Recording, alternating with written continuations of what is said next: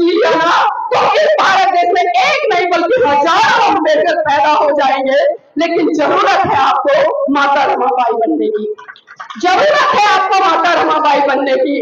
और इसी तरीके से जिस महिला ने 4 बच्चे आप पर कुर्बान कर दिए, जिस महिला ने पूरा जीवन आप सबके लिए कुर्बान कर दिया, और मैं बिल्कुल साफ कहना चाहूंगी, अगर डॉक्टर अम्बेडकर के जीवन में माता रमाबाई नहीं आती तो डॉक्टर अम्बेडकर कभी भी बाबा साहब नहीं बनते। लोग कहते हैं महिलाओं की बात करूं तो आजादी से पहले बहनों के लिए जाकर देखिए इस भारत देश की महिलाओं की क्या स्थिति थी, चाहे वो ब्राह्मण हो, क्षत्रिय हो, वैश्य हो, शूद्र हो, वो किसी भी समाज से आने वाली हो, उसकी दयनीय स्थिति इतनी बुरी थी कि एक पुरुष एक महिला को अपनी जूती की नोक के बराबर समझता था। लेकिन जब मुझे बाबा साहब ने अपनी पीड़ा को समझा के दर्द को समझा और उसी पीड़ा दर्द को समझते हुए तब मुझे बाबा साहब ने इस पैर की जूती को पुरुषों के सर का ताज भी बनाने का काम किया और संविधान के माध्यम से अधिकार किया कि एक महिला चपरासी से लेकर इस देश की राष्ट्रपति बन सकती है। तो ये देश का सुनहरा अवसर इस भारत देश में देखने को मिले और हर गली हर पूछे से सिर्फ एक ही आवाज आए कि ले अंत मन दीप भाव, ले अंत मन दीप भाव, मूल मंत्र बने स्वयं के स्वामी, गूंज उठे हर बस्ती से बुद्धं शरणं गच्छामि, धम्मं शरणं गच्छामि, संघं शरणं गच्छामि। लेकिन आप अपने पतियों की लंबी उम्र करनी है ना तो एक बार गांठ बांध लीजिए कि जिसके घर के पुरुष, चाहे वो बेटा है, पति है, कोई भी है, जो दारू पीते हैं, सिगरेट पीते हैं, बीड़ी पीते हैं, गुटखा खाते हैं, ये छुड़वा दीजिए, फिर देखना वो कितना लंबा जीवन जिएंगे।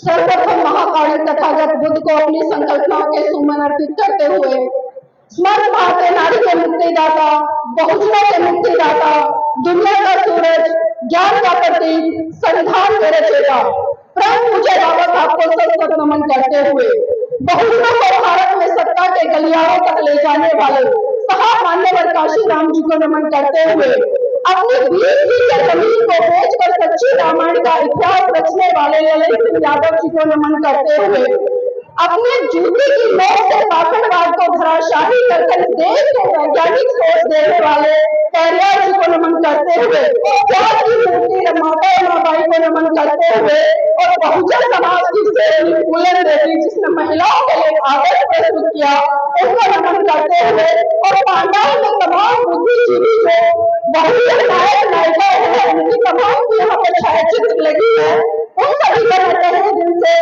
उनको नमन करती हूँ। और खासकर आज जो इस गांव में आने का अवसर मुझे मिला और इस गांव के तमाम बुद्धिजीवी लोगों का और खासकर इस महत्वपूर्ण कड़ी में जो कमेटी है, नाम का नहीं है लेकिन काम बहुत है। देखिए अक्सर हम देखते हैं कि लोग नाम के पीछे भागते हैं, लेकिन इतिहास में मैंने पहली बार ऐसे लोग देखे हैं, ऐसा संगठन देखा है जिसका कोई नाम नहीं है लेकिन काम बहुत है और उसका जीवा जाता उदाहरण यहाँ पर तमाम बुद्धिजीवी लोग इतनी गर्मी में यहाँ पर बैठे, खासकर मेरी मातृशक्ति एक बार मैं चाहूंगी कि आप जोरदार तालियों से अपने लिए भी अपना स्वागत करें। बहुत बहुत तालियां, क्योंकि अक्सर जब तालियों की गड़गड़ाहट सुनते हैं तो कहीं ना कहीं अतिथियों के लिए सुनते हैं, मंच पे जो वक्ता लोग होते हैं उनके लिए सुनते हैं, बहुजन समाज से आने वाले तमाम नायक नायिकाओं के लिए सुनते हैं। लेकिन वो शायद पल भी होना चाहिए जिन लोगों को हम बना रहे हैं, जिन लोगों को हम सुन रहे हैं, तो वो तालियां कभी ना कभी हमारे लिए भी बजे। तो वास्तव में आप सभी साधुवाद के पात्र हैं, इतनी गर्मी में यहाँ पर बैठे हैं और अपनी बात की शुरुआत करने से पहले खासकर मैं महिलाओं के लिए कुछ बातें कहना चाहूंगी कि जाओ उठो खड़ी हो जाओ, जाओ उठो खड़ी हो जाओ, चाहे अपने शीश कटाओ, अरे किसी और के लिए नहीं बल्कि अपने लिए, अपनी आने वाली संतानों के लिए इस भारत को बोझ में कर जाओ, इस भारत को बोझ में कर जाओ। और ये बात मैं इसलिए कह रही हूँ क्योंकि हम और मुझे बाबा साहब की बड़ी बड़ी बातें तो कर लेते हैं, बाबा साहब के बड़े बड़े नारे लगा लेते हैं, हम बाबा साहब के नाम पर बहुत भव्य विशाल मंच लगा लेते हैं, लेकिन सही रूप से जब उनके सिद्धांतों को मनोसात करने की बारी आती है, उनके विचारधारा को फैलाने की बारी आती है, तो कहीं ना कहीं उसमें हम फेल होते नजर आते हैं। मेरे भाइयों मेरी बहनों, बाबा साहब के दो सपने रहे। अक्सर बाबा साहब बात करते थे कि ये पूरा बहुजन समाज इस देश का हुक्मरान बने और इस देश की सत्ता पर बैठकर बहुत बड़े वर्ग का कल्याण करे। लेकिन विडंबना है कि आजादी के 77 साल बीत चुके हैं, आज भी हम जिस तरह से सत्ता में इस बहुजन समाज के लोगों को पहुंचना चाहिए था, वहां तक नहीं पहुंच पाए हैं। पहला सपना तो छोड़ दीजिए, हम वो भी साकार नहीं कर पाए। दूसरे सपने की परम पूज्य बाबा से बात की कि पूरा भारत गोद में हो और एक दिन ऐसा सुनहरा अवसर इस भारत देश में देखने को मिले और हर गली हर पूछे से सिर्फ एक ही आवाज आए कि ले अंत मन दीप भाव, ले अंत मन दीप भाव, मूल मंत्र बने स्वयं के स्वामी, गूंज उठे हर बस्ती से बुद्धं शरणं गच्छामि, धम्मं शरणं गच्छामि, संघं शरणं गच्छामि। लेकिन विडंबना, ना तो हम पहला सपना साकार कर पाए और ना ही बाबा साहब का दूसरा सपना साकार कर पाए। अगर हम बात करें बाबा साहब के त्याग समर्पण बलिदान की, और खास कर यहाँ पर मेरी मातृशक्ति बैठे इसलिए मैं बात कर रही हूँ, लेकिन कहीं ना कहीं हम इतिहास में जाकर किसी भी क्रांति का आकलन करें, चाहे वो राजनीतिक क्रांति हो, सामाजिक क्रांति हो, धार्मिक क्रांति हो, जब जब इस भारत देश की महिलाओं ने और आंदोलनों में अपनी सक्रिय भूमिका निभाई है, वो आंदोलन शिखर पर गए हैं और उन आंदोलन में बहुत बड़े स्तर पर कामयाबी हासिल की है। लेकिन आज हम देख रहे हैं कि आज हमारे समाज की बहन बेटियां हमारे सामाजिक राजनीतिक धार्मिक आंदोलनों से बहुत दूर नजर आती है। क्या इसी दिन के लिए परम पूज्य बाबा साहब ने आपको संविधान में पहला अधिकार समानता का दिया? आज अगर मेरी बहनों आप इन पुरुषों के बराबर यहाँ पर बैठी है, तो ये देश किसी और की नहीं बल्कि परम पूज्य बाबा साहब की देन है कि उन्होंने आपको इतना गौरव महसूस कराया, इतनी आजादी महसूस कराई कि अपने समाज की बड़ी नीति नहीं बल्कि अनपढ़ महिलाएं भी पुरुषों के साथ कंधे से कंधा मिलाकर चल रही है और इतने भव्य पंडाल में बैठी है। मेरे बहनों, बाबा साहब ने सन 1935 में एक घोषणा की कि मैं हिंदू धर्म में पैदा हुआ, ये मेरे बस की बात नहीं थी, लेकिन मैं हिंदू धर्म में मरूंगा नहीं। और ठीक 21 साल बाद परम पूज्य बाबा साहब ने नागपुर की पावन धरती पर 14 अक्टूबर सन 1956 को लाखों लोगों के सामने बोधम की दीक्षा ली।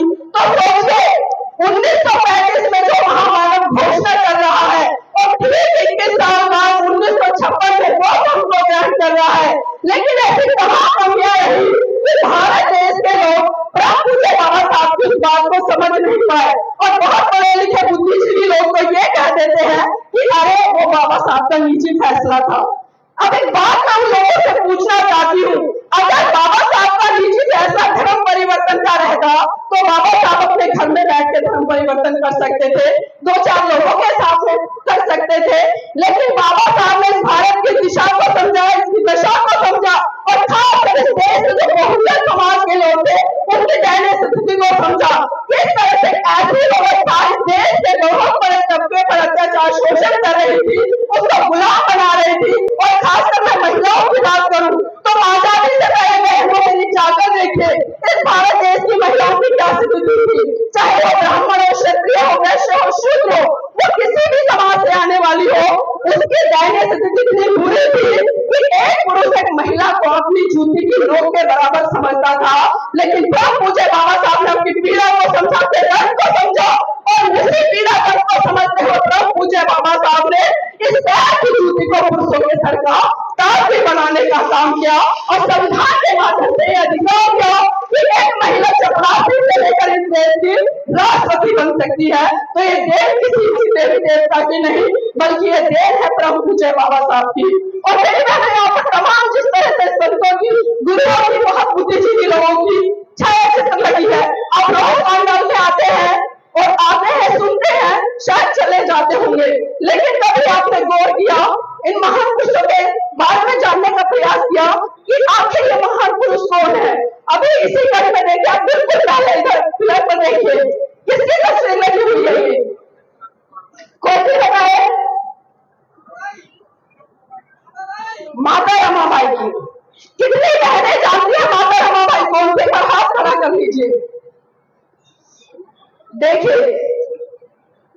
जानती है या सिर्फ मानती है? जानते हो कौन थी माता रमाबाई? अगर मैं माता रमाबाई के प्यार समर्पण बलिदान की यहाँ पर बात करूँ ना, तो मेरी बहनों आपके रोंगटे खड़े हो जाएंगे। और मैं चर्चा करना चाहूंगी उसके जीवन संघर्ष पर, क्योंकि आज मेरे समाज की, मेरे देश की बहनें जो आज ये आजादी भरा जीवन जी रही है ना, तो इसमें केवल बाबा साहब का योगदान नहीं है, बल्कि इस महामना माता रमाबाई का भी योगदान है। मेरी बहनों बात उस समय की है जब पूज्य बाबा साहब बम्बई हाई कोर्ट में प्रैक्टिस कर रहे थे। उनके पास अचानक खबर पहुंची कि साहब आपका बेटा राजरतन बहुत बुरी तरह से बीमार है और अपने जीवन की अंतिम सांसें ले रहा है। ये बात सुनते हुए पूज्य बाबा साहब जैसे ही घर दौड़े आए और जैसे ही बाबा साहब ने अपने बेटे राजरतन को गोद में उठाया, मेरी बहनों, राजरतन ने बाबा साहब की गोद में दम तोड़ दिया। ये मंजर देखकर माता रमाबाई बिलक बिलक कर रोने लगी और साहब का कोला पकड़कर कहने लगी कि साहब बस कीजिए, बस कीजिए साहब, बस कीजिए। आपकी समाज सेवा के रूप में एक एक करके मेरा पूरा परिवार उजाड़ दिया, साहब बस कीजिए। तो बाबा साहब कहते कि रमा चुप हो जा, रमा चुप हो जा, तू तो रो भी सकती है, लेकिन मेरी तो आंखों के आंसू भी सूख चुके हैं, क्योंकि प्रतिदिन मैं अपने समाज के हजारों बच्चों को मरते हुए देखता हूँ।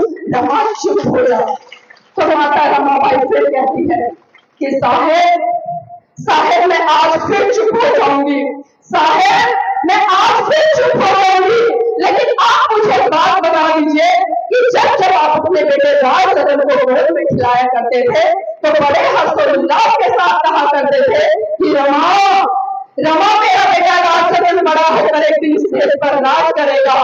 तो साहेब आज राजरतन तो इस दुनिया में रहा नहीं, आप मुझे ये बता दीजिए कि बड़ा होकर अब इस देश का राज कौन करेगा। तो बाबा साहब राजरतन के पास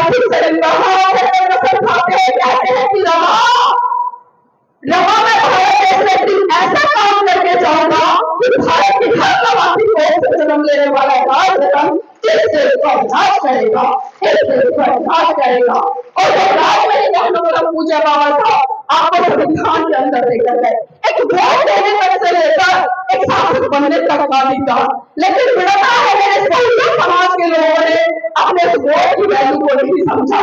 साहब मान्यवर काशीराम जी साहब कहा करते थे कि मेरे बहुजन समाज के लोगों, जिस तरह से आप अपने घर की बहन बेटियों की सुरक्षा करते हो, जितनी वैल्यू, जितना महत्व अपने घर की बेटियों को देते हो, उतना ही महत्व, उतनी ही वैल्यू आप अपने वोट की ताकत को समझो।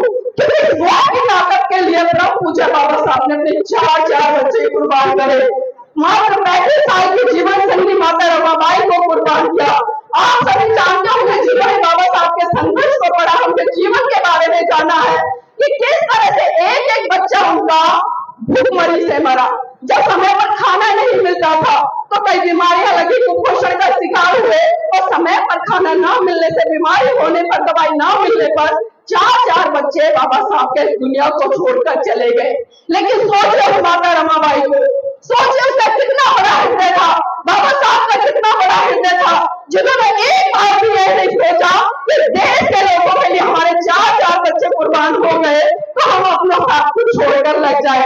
अगर आज मैं बात करूं, आज हमारे बच्चों को अगर बुखार, खांसी, जुकाम भी हो जाता है ना, तो हम अच्छे से अच्छे डॉक्टर के पास लेकर भागते जाते हैं ना। अगर वहां भी आराम नहीं होगा तो हम और अच्छे डॉक्टर के पास लेकर जाते हैं, बड़े से बड़े अस्पताल में लेकर जाते हैं। लेकिन उस समय की परिस्थितियां देखिए कि माता रमाबाई की 4 संतानें सिर्फ इसलिए मर गई कि टाइम से उन्हें 2 वक्त का खाना भी नहीं मिलता था। तो मेरी बहनों, मैं चाहती हूँ कि आप अपने समाज के प्रति, अपने समाज की महान विभूति के प्रति कम से कम कृतज्ञता व्यक्त करें और सोचे कि जिस महिला ने 4 बच्चे आप पर कुर्बान कर दिए, जिस महिला ने पूरा जीवन आप सबके लिए कुर्बान कर दिया, और मैं बिल्कुल साफ कहना चाहूंगी, अगर डॉक्टर अम्बेडकर के जीवन में माता रमाबाई नहीं आती तो डॉक्टर अम्बेडकर कभी भी बाबा साहब नहीं बनते। लोग कहते हैं कि हर कामयाब पुरुष के पीछे एक महिला का हाथ होता है। बात बहुत सत्य है, बात बहुत सत्य है। इस कड़ी को मैं आगे जोड़ूंगी, लेकिन मेरी बहनों, मैं आपको बता दूं कि इस कड़ी में घटनाक्रम को और मैं जोड़ना चाहूंगी। जब परम पूज्य बाबा साहब विदेश से पीएचडी की डिग्री लेकर भारत लौटे।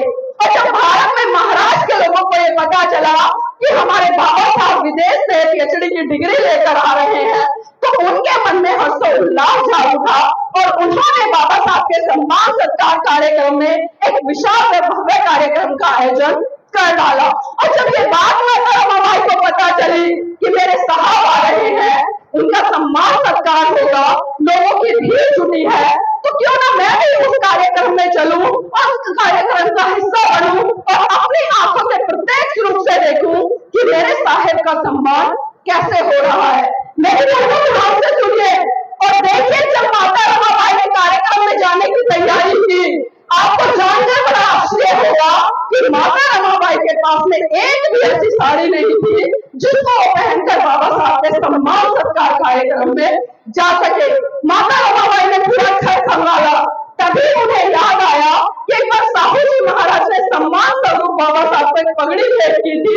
माता रमाबाई ने ट्रंक खोला और ट्रंक में से उस साड़ी को, पगड़ी को निकाला और उस पगड़ी को जहां जहां उनकी साड़ी फटी हुई थी, उस साड़ी पर को लपेट कर उसके ऊपर वो बाबा साहब के सम्मान सत्कार कार्यक्रम में पहुंच गए। अब एक सवाल है मेरा आप सबसे, जब किसी महिला के जीवन साथी का सम्मान सत्कार कार्यक्रम हो रहा हो तो उस महिला को कहां होना चाहिए? कहां होना चाहिए? कोई भी बताए। मंच पर होना चाहिए अपने पति के साथ में। अगर मंच पर भी नहीं है तो कम से कम जो सामने भीड़ है, जो कुर्सियां बिछी है, तो पहली पंक्ति में होना चाहिए। अगर पहली पंक्ति में भी नहीं है तो दूसरी में होना चाहिए।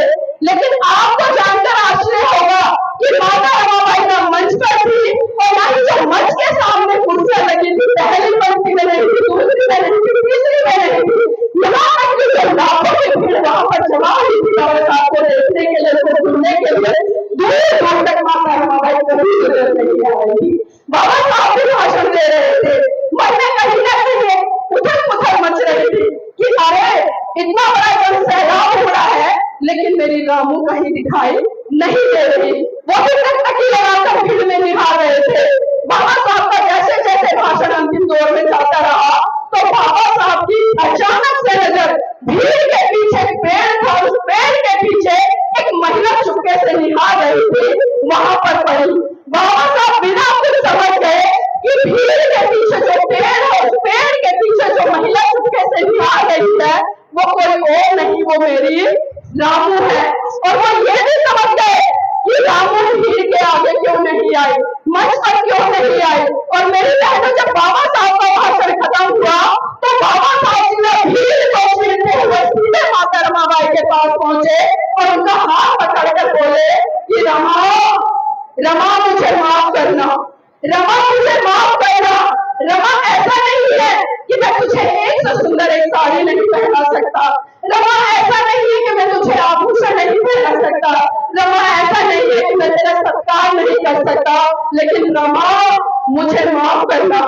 जितनी जिम्मेदारी मेरी तेरे प्रति है, उससे कहीं ज्यादा जिम्मेदारी मेरे भारत देश की प्रत्येक महिला के प्रति है, जिसको ठीक से शरीर ढकने के लिए कपड़ा भी नहीं मिलता।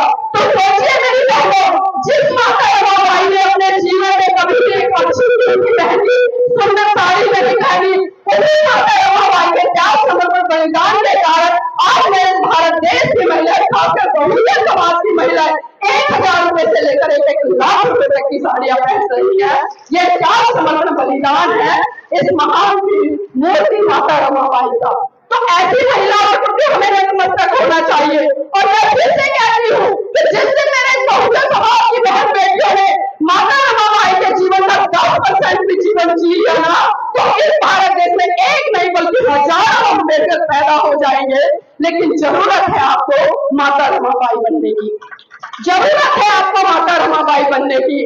और इसी कड़ी में मैं बात कर रही थी पीछे कि किसी भी कामयाब पुरुष के पीछे एक महिला का हाथ होता है। लेकिन इस कहावत को एक ऐसे महामानव ने बिल्कुल विपरीत कर दिया और उन्होंने बता दिया कि एक कामयाब महिला के पीछे एक पुरुष का हाथ होता है। तो बता सकते हैं उस महामानव का नाम क्या है? बता सकते हैं जी? राजपिता ज्योतिबा फूले, ताली बजा दीजिए। और उनके अगर मैं बात करूं तो उनके बाद आते हैं बहुजन नायक साहब मान्यवर काशीराम। तो देखिए हमारे पास में एक से बढ़कर एक ऐसे योद्धा है, एक से बढ़कर एक ऐसे महान पुरुषों का जीवन संघर्ष है।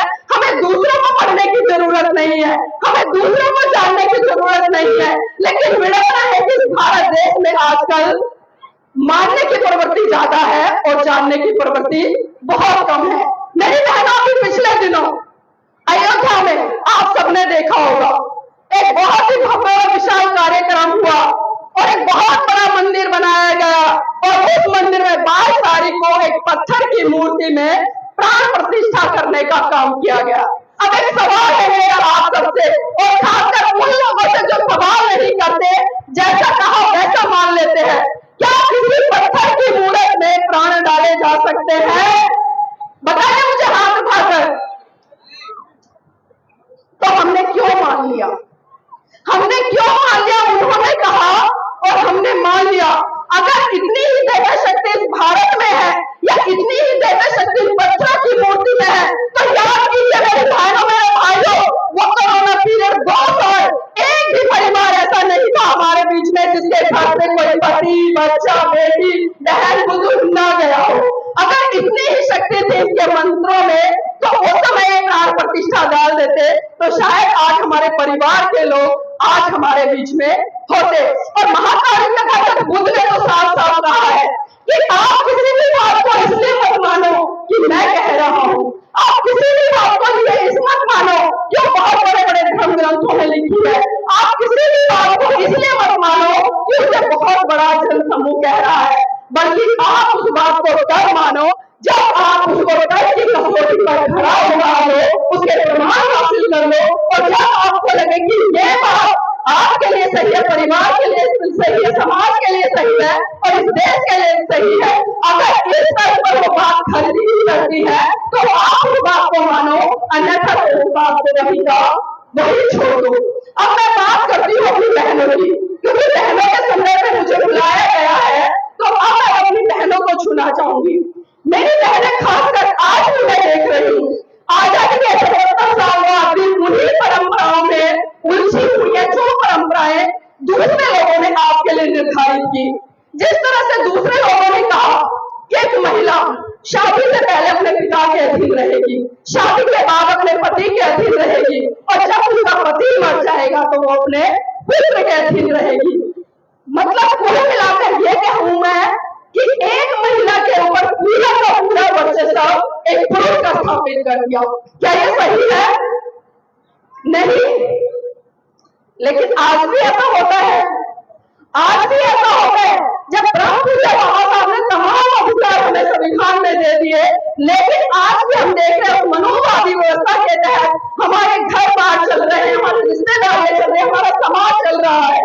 साल में बहुत सारे ऐसे तीज त्योहार आते हैं जो इस बहुजन समाज के नहीं है, लेकिन फिर इस बहुजन समाज के लोग और खासकर महिलाएं उन्हें बड़े हर्षोल्लास के साथ मनाती हैं। तो क्या हम कह सकते हैं कि हम अम्बेडकरवादी हैं? क्या हम कह सकते हैं कि हम बाबा साहब के अनुयायी हैं? क्या हम कह सकते हैं कि हम सही मायनों में मिशनरी हैं? शायद नहीं। अगर हम ऐसा कहते हैं तो बिल्कुल सरासर झूठ है। एक बार मेरी बहनों हाथ खड़े करना, कितनी महिलाएं ऐसी हैं यहाँ पर जो करवा चौथ का व्रत करती है? ईमानदारी से हाथ खड़े करना। वेरी गुड, जल्दी जल्दी ताली बजा दीजिए एक बार इनके लिए जोर से। चलिए अब एक बार पुरुष हाथ खड़े करें अपने घर की महिलाओं के लिए। आप कितने व्रत करते हैं? देख लो एक बार, आप खुद देख लीजिए। और मेरी बहन एक बात और बताइए, जो ये करवा चौथ का व्रत है किस लिए करते हैं? किस लिए करते हो आप? पति की लंबी उम्र के लिए। देखिए ताली बजा दीजिए इनके लिए, ईमानदार है ये महिलाएं। आपकी लंबी उम्र के लिए करवा चौथ का व्रत करती हैं, लेकिन मेरी बहनों पुरुषों से पूछो कि आपकी लंबी उम्र के लिए ये कौन सा व्रत करते हैं? पूछिए एक बार, करते हैं कोई? अब इसका मतलब क्या समझे हम कि क्या जल्दी से निकलो और ये दूसरी ले आए।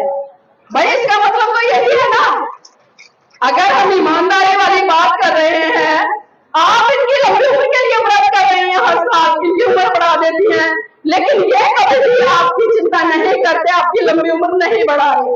और एक चीज और देखिए, पूरा दिन आप भूखा प्यासा रहती है, सुबह से लेकर शाम तक मतलब भूखे प्यासे रहती हैं, और शाम को सज धज कर महंगी साड़ी पहनकर और मेरे पुरुष साथी भी सूट बूट पहनकर जैसे 7-8 बजे से बच्चों को भेजना शुरू कर देते कि बेटा देख के आओ, किसी क्या देख के आओ, क्या देख के आओ, वेरी गुड, पता सबको, देखो क्या देख के आते हैं, चांद। अब एक बात बताइए कि कई बार जब बचपन में शाम के समय आपका बच्चा रोता है, क्योंकि ये चीजें मैंने भी सुनी है, हमारे साथ भी हुई है, जब आपका बच्चा रोता तो आप अपने बच्चों को चुप कराने के लिए बड़े गर्व से कहते हैं कि बेटा देख चंदा मामा निकल गया। क्या कहती है कि बेटा देख चंदा मामा निकल गया। और जब करवा चौथ जैसी रूढ़िवादी परंपराएं आती हैं, आप उसी चांद को, उसी भाई को पति के रूप में देखती है छन्नी में से, तो ये कैसा दोहरा मापदंड, ये कैसा दोहरा मापदंड। क्या किसी दिन के लिए प्रभु पूज्य बाबा साहब ने अपने 4 बच्चों की कुर्बानी दी? क्या किसी दिन के लिए प्रभु पूज्य बाबा साहब ने अपनी जीवन संगनी की कुर्बानी दी? क्या किसी दिन के लिए प्रभु पूज्य बाबा साहब ने संविधान में आपको तमाम अधिकार दिए? मेरी बहनों, कुछ तो सोचिए, जिस महामानव ने पूरा जीवन समर्पित कर दिया, अपने बच्चे समर्पित कर दिए, लेकिन उसी महामानव को हम कहीं ना कहीं अपमानित करने का काम करते हैं। और एक बात और देखिए, अगर इन करवा चौथ के व्रतों से बच्चों की लंबी उम्र हो जाती ना, तो इस भारत देश में तमाम धर्मों को मानने वाली महिलाएं रहती है, चाहे मैं बौद्ध की बात करूं, जैन की बात करूं, सिख की बात करूं, ईसाई की बात करूं, वो कोई व्रत नहीं करती है, उनके पति जिंदा रहते हैं। ये पाखंड, ये रूढ़िवादी परंपरा है, ये जितने भी हम कर्मकांड देखते हैं, ये सिर्फ एक ही संस्कृति के हैं, और उस संस्कृति का नाम है हिंदू संस्कृति। तो जब तक आप इस संस्कृति से बाहर निकल कर नहीं आएंगी, तब तक अपने महान पुरुषों पर नहीं पड़ेगी। कितनी ही जयकार करते रहिए बाबा साहब की, कोई फायदा नहीं है। कितनी ही विज्ञान की बड़ी बड़ी बातें करते रहिए, कोई फायदा नहीं है।